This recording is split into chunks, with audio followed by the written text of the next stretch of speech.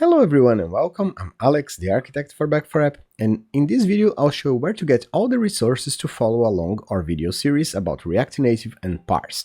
So if you go to back4app.com and open here the docs section and go to guides, you end up in this section here, and if you scroll down to React Native and open the Parse SDK and data objects, here you will find all the codes that I use during the training videos, so you can follow along. You will also need the Parse SDK installed along with npm or yarn. You will find how to install those here in the quick start. Here we have all the commands to install npm, yarn and the Parse SDK that will be needed to follow along the video series.